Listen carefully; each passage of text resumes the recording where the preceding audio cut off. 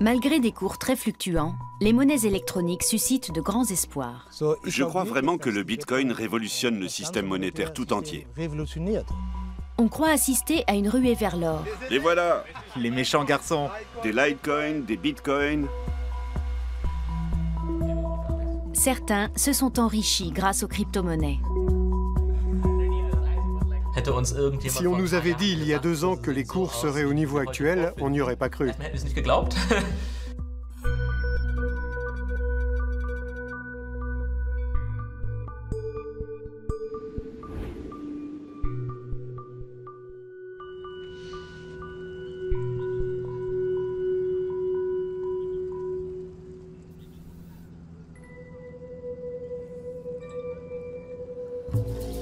Didi Tajuutu passe les froids mois d'hiver sur l'île de Koh Phangan en Thaïlande avec sa famille. Millionnaire du Bitcoin, ce Néerlandais spécule aussi sur d'autres crypto-monnaies. Maman essaye de faire le poirier, mais elle arrête pas de tomber. Elle n'y arrive pas? Jolie apporte le petit déjeuner à son père sur son lieu de travail. Elle sait à peu près comment il gagne sa vie. Lorsque le Bitcoin est haut, tu vends, et quand il est bas, tu achètes. C'est comme ça que tu gagnes de l'argent. C'est ça. Voilà le travail de papa.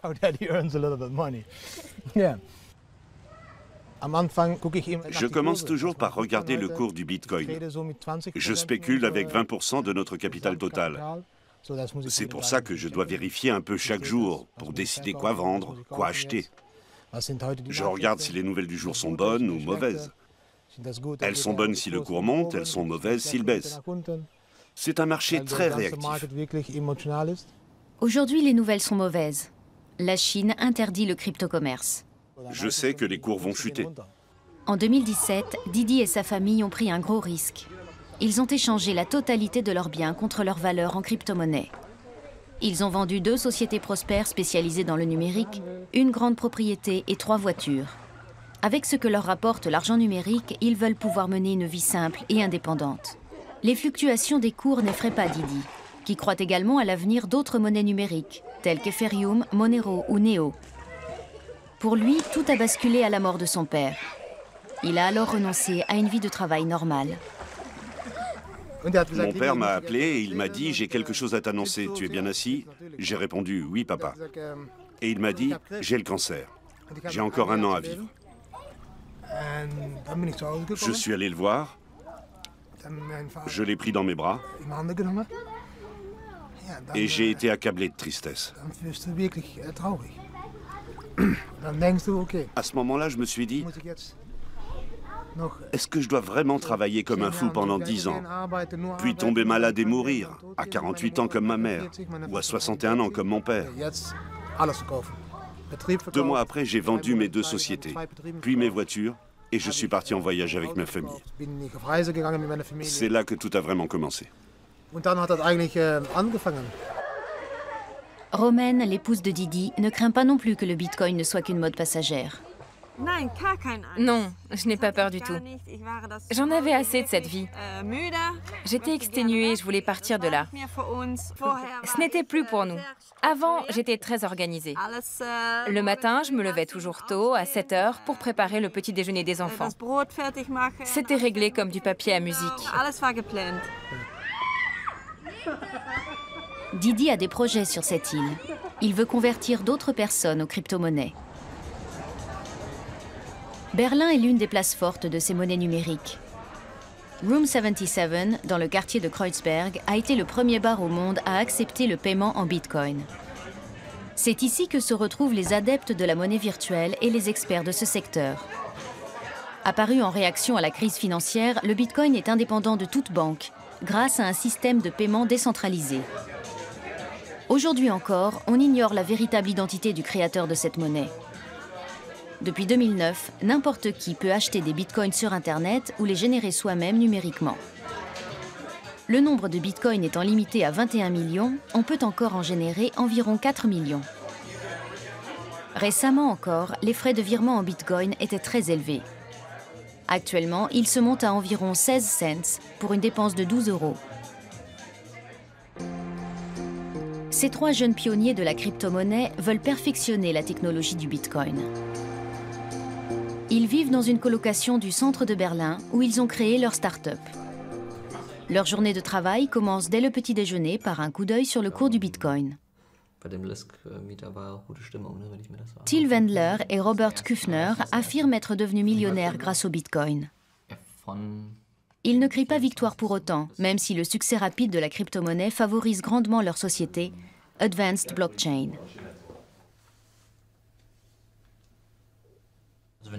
Le matin, je crois qu'on a tous le même réflexe, celui de regarder nos portables. C'est une habitude chez ceux qui passent beaucoup de temps sur les réseaux sociaux.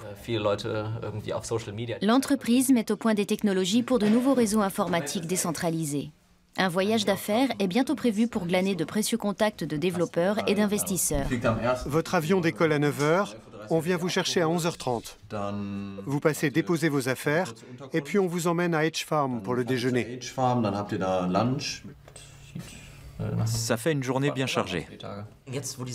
En ce moment, on est tellement occupé qu'on n'a plus de vie privée. On habite ensemble, on voyage ensemble. On a loué cet appart juste en face du bureau. On a besoin de temps pour pouvoir progresser. Sur le marché bouillonnant du Bitcoin, il est crucial de s'accroître rapidement. Robert aimerait que la société se développe à l'international. On est souvent en déplacement. Je me suis débarrassé d'un tas de choses parce qu'on fait beaucoup de voyages. Voilà tout ce que je possède. Tout tient dans une valise. Les jeunes entrepreneurs n'ont qu'à traverser la rue pour rejoindre leur bureau. Leur société est cotée en bourse, ils ont une pression énorme. Ils n'ont pas le droit de décevoir leurs investisseurs. Je recontacterai Philippe pour la réunion de mardi. La petite amie de Robert fait elle aussi partie de l'équipe. Cette agente technico-commerciale qualifiée vient d'une autre branche, comme beaucoup d'autres ici. Aujourd'hui, on laisse de côté la spéculation sur les crypto-monnaies et la fluctuation des cours, et on se concentre sur la technologie sous-jacente et son application dans l'industrie. Le mot d'ordre, c'est la décentralisation. Voici mon ami en Nouvelle-Zélande, et me voilà. Je vire directement de l'argent à mon ami, sans passer par une banque ou par un autre intermédiaire.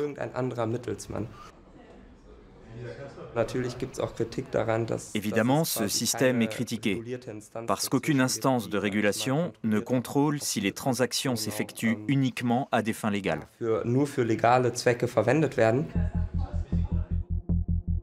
Ce système fonctionne grâce à la technologie blockchain. Lorsqu'un virement d'une personne à une autre se produit, les données de la transaction sont sauvegardées dans la blockchain. Des copies numériques de ces informations parviennent à des mineurs de Bitcoin, comme on les appelle, qui les confirment. Les données sont sauvegardées à l'échelle mondiale sur des milliers d'ordinateurs pour empêcher toute manipulation. Les mineurs sont eux-mêmes rémunérés en Bitcoin. Till et Robert souhaitent développer d'autres applications pour de grandes entreprises.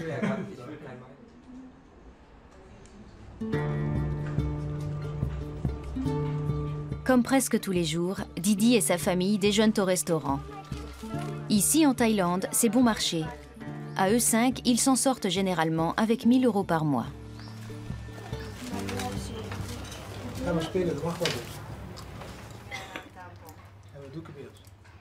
Ils ont un train de vie modeste, en accord avec leur nouvelle philosophie.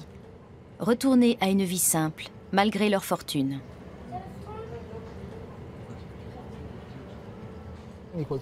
Quand j'étais petit, mon but dans la vie, c'était de devenir millionnaire avant d'avoir 13 ans.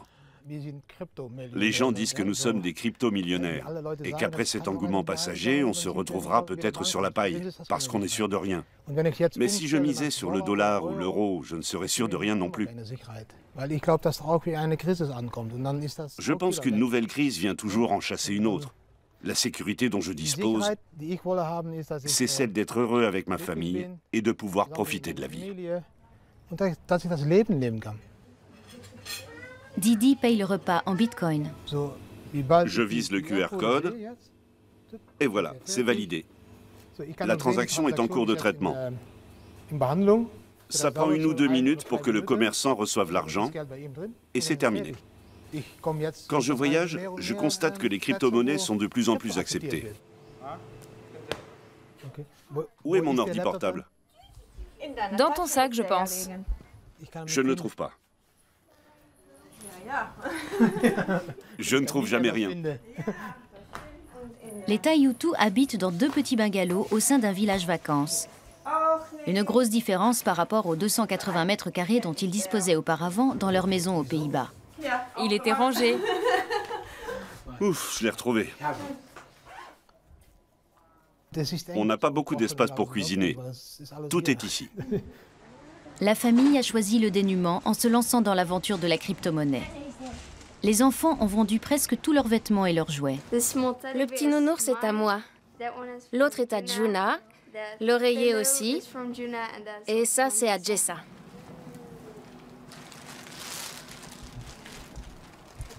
Parfois, j'ai du mal à dormir dans le même lit que Jessa. Elle dort comme ça. Heureusement, Juna dort comme ça. Avec elle, ça va. Mais Jessa est embêtante.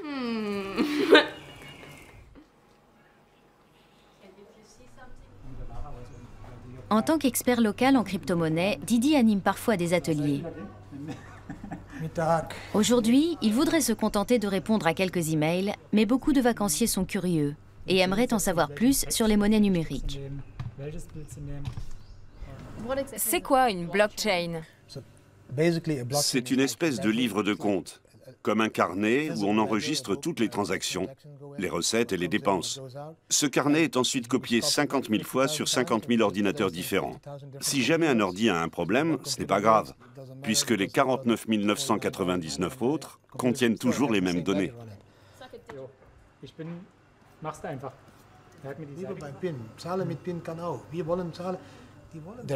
Disons que je suis aux Pays-Bas et que je veux acheter une maison à 300 000 € auprès d'une société. Elle cherche dans sa base de données, dans une blockchain, 30 personnes qui payent chacune 10 000 €. Je verse à ces 30 personnes 2% d'intérêt chaque mois. Il n'y a donc plus de banque, seulement 30 amis qui m'aident à acheter une maison. Et avec un taux d'intérêt faible. Exactement.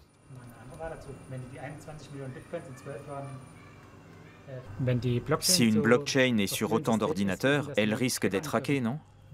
Quand une blockchain représente plus de 10 000 ordinateurs, cela veut dire qu'un hacker doit modifier quelque chose sur 10 000 ordinateurs en même temps. Ce n'est pas possible. Je pense que les crypto-monnaies vont finir par remplacer les autres monnaies. Par exemple, la Suède a annoncé vouloir passer à l'e-couronne, c'est-à-dire une crypto-monnaie. Le Venezuela a la sienne, le pétro. Je pense donc que de plus en plus de pays vont accepter les monnaies virtuelles.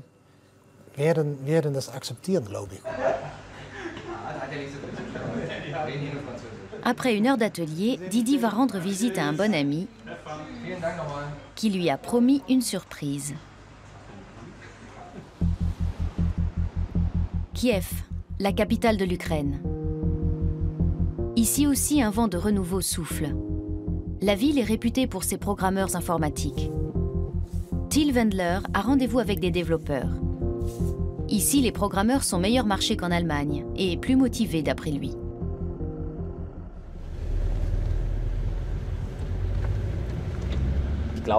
Je pense que les gens sont prêts à essayer de nouvelles choses, entre autres parce qu'ils ont moins à perdre. Ça sonne sans doute plus radical et dramatique que ça ne l'est vraiment.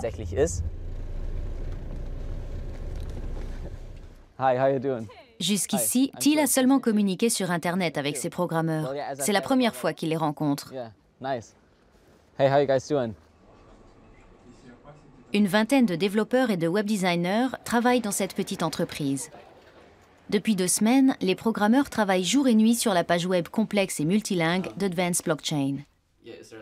Aujourd'hui, ils attendent un premier retour de Till.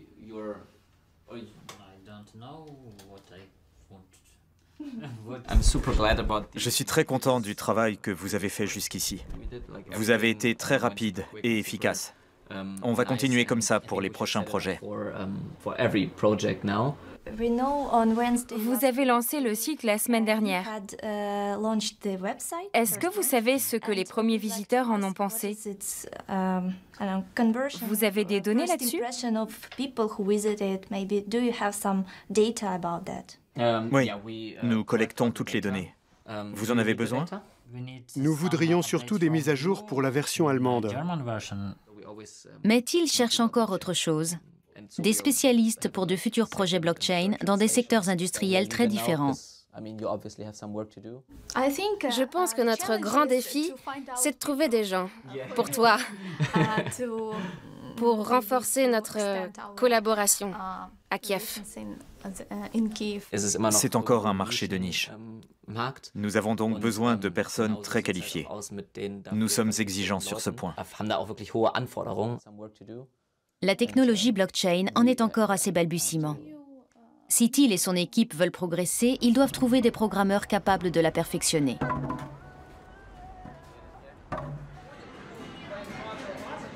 Installé dans un café, Thiel fait un rapport à ses collègues de Berlin.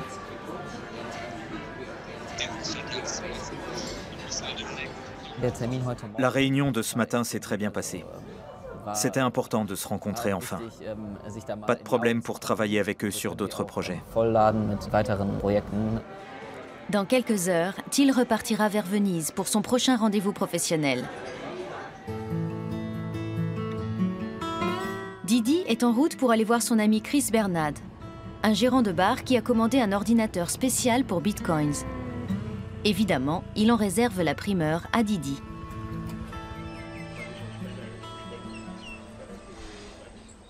Salut Chris.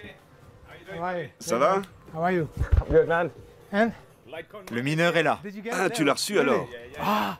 Tu as le droit de l'ouvrir. Ah, c'est la fête. Un jouet pour grands enfants. C'est ici qu'on va placer le mineur. Il y en a déjà un. La vache, c'est un réfrigérateur.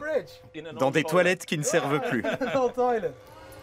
Avec cet ordinateur conçu pour le minage, Chris dédie une certaine puissance de calcul au transfert de Bitcoin et sera lui-même payé dans cette monnaie. Combien de Bitcoin est-ce qu'on mine en ce moment? Je produis entre 8 et 10 $ en Bitcoin par jour. Avec 2 ordis, ça fera 15 à 20 $. Chris fait du minage à petite échelle. Mais au niveau mondial, d'énormes fermes de serveurs dédiées à cette tâche consomment plus d'électricité par an qu'un pays comme l'Irlande. C'est un problème écologique. Ça nous coûte entre 120 et 130 $ en électricité par mois. Quand l'énergie solaire sera plus performante, nous utiliserons des ressources renouvelables.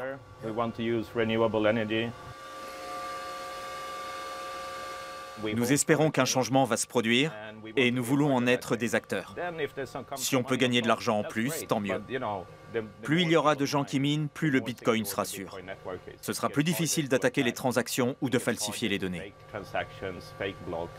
Joli cadenas. La sécurité avant tout. Ici, on voit ma récompense, ce que j'ai gagné pour l'instant. Et là, c'est la récompense non confirmée. Ma journée a été bonne. Chris a déjà gagné 3,50 €. Tu vas l'installer aujourd'hui? Ouais. J'ai besoin d'un peu de temps pour le configurer, mais il sera opérationnel ce soir. Je le verrai à la réunion. Mais avant ton discours, j'espère. Je m'en occupe ce soir.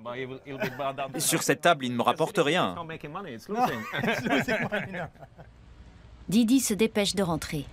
Il a promis à ses filles de les aider pour leurs cours. Depuis que la famille est en Thaïlande, les parents s'occupent eux-mêmes de l'éducation des enfants.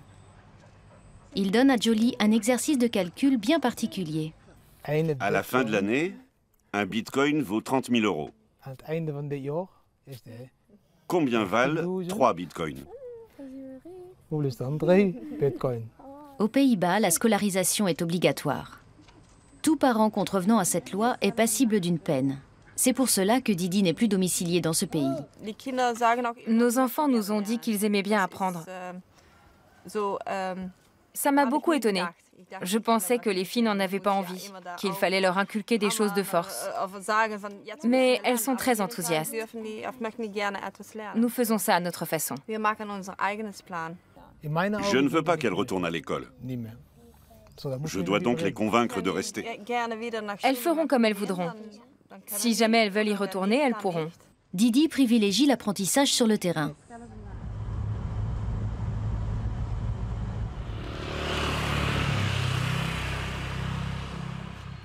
Au programme, un exercice d'observation dans un temple voisin. Ayant un père originaire des îles Moluques, Didi veut montrer à ses filles l'importance de s'ouvrir à d'autres cultures et d'autres croyances. La famille Bitcoin, comme elle se surnomme elle-même, partage régulièrement ses expériences sur son blog très suivi.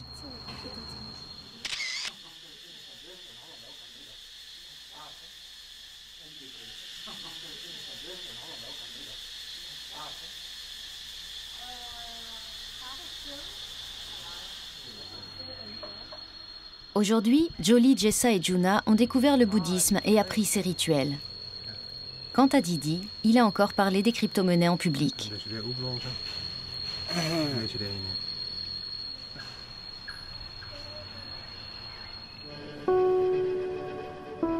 Till et Robert sont à nouveau en déplacement. Cette fois-ci, ils se rendent dans un centre pour technologies innovantes à Venise, la société H-Farm. Les deux dirigeants de start-up, qui se sont déjà fait un nom dans ce secteur, ont été invités par le patron de la société. Till raconte son voyage à Kiev. Celui qui a fait notre page web avait des cernes hallucinants. Sûrement à cause de nous. On le harcèle depuis des semaines. L'objectif est de s'étendre encore plus à l'international. Je suis très optimiste. Je pense qu'ils peuvent nous apporter leur aide et surtout nous fournir un réseau et des contacts. Ça va beaucoup nous aider pour le milieu de cette année.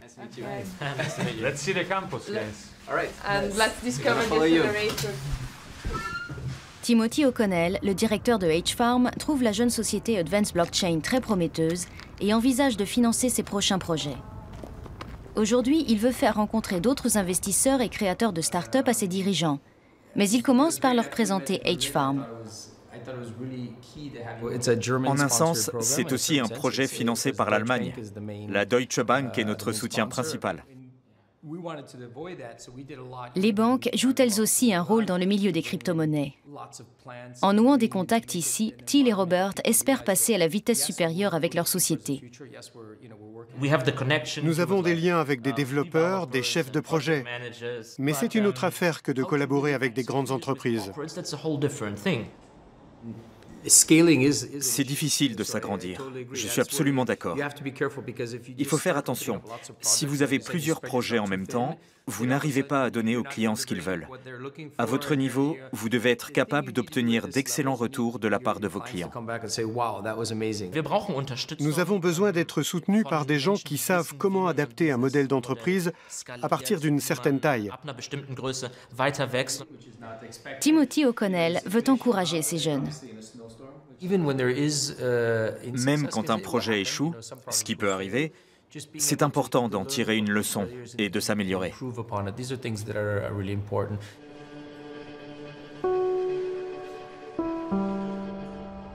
L'après-midi, Robert, Till et Florian rencontrent les fondateurs de Lendflow, une start-up anglaise qui développe un logiciel pour l'octroi de crédit avec l'aide de la technologie blockchain. Les Allemands ont beaucoup à apprendre d'eux.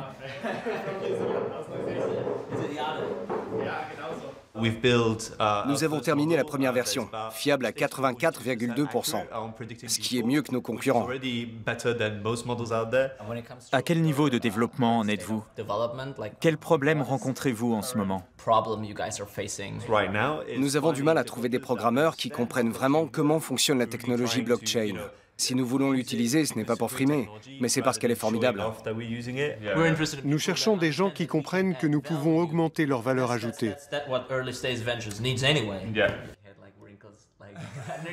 Les deux groupes comprennent que leurs projets et leurs objectifs se complètent.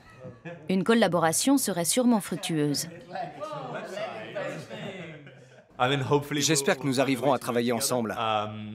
que ce soit à travers un investissement, une participation dans la société ou une collaboration sur un projet précis. Ce serait génial.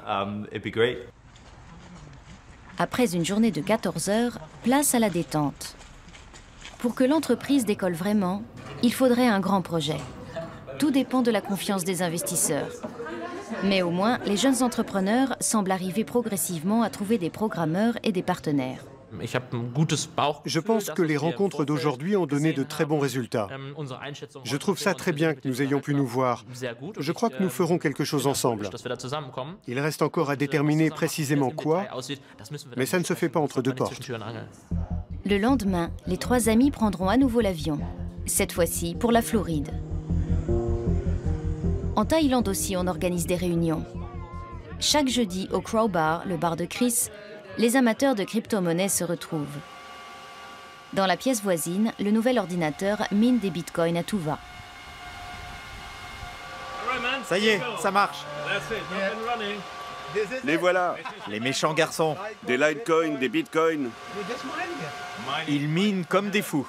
Ça booste la crypto-monnaie, ça. Des novices de la scène crypto sont présents. De plus en plus de gens s'intéressent aux monnaies numériques. On applaudit bien fort, Didi.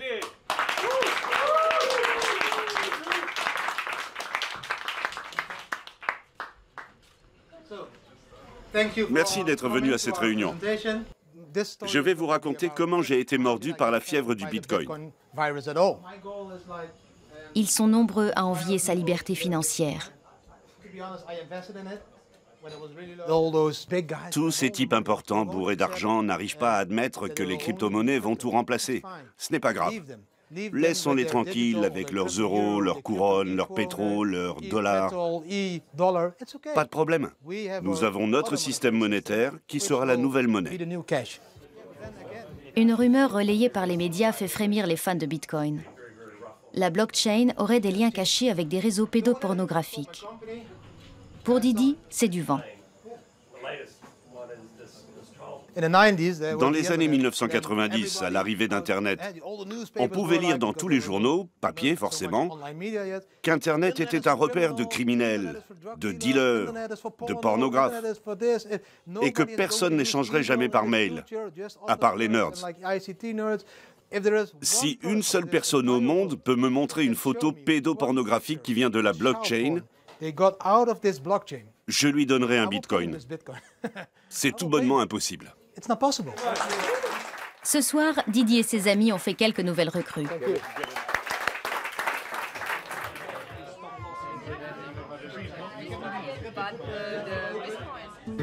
Le lendemain, il laisse son ordinateur à la maison. En tant que nomade numérique, il peut organiser son temps de travail comme il veut.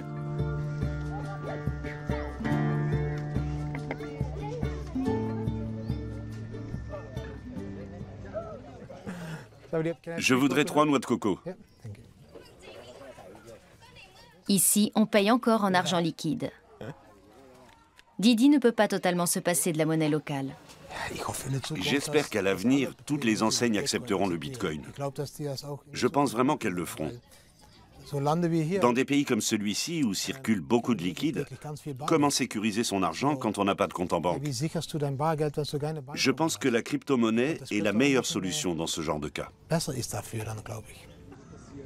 Il existe actuellement plus de 100 crypto-monnaies. Parmi elles, difficile de prédire lesquelles s'imposeront. Ce jour-là, le cours du Bitcoin est encore retombé à 100 € environ, laissant quand même à la famille Tayutu de quoi profiter de la vie sous les palmiers. Nous n'avons pas besoin de beaucoup d'argent. Nous avons un train de vie très modeste. Cela dit, nous avons le sentiment que le Bitcoin va changer beaucoup de choses. Peu importe si nous faisons faillite. Nous avons déjà gagné en vivant ici. Si jamais nous faisons faillite, ça ne changera rien. Parce que nous n'avons pas besoin d'argent pour vivre au jour le jour. Quand on peut vivre avec peu, on n'a plus rien à perdre. En tout cas, je ne retournerai jamais à mon ancien mode de vie.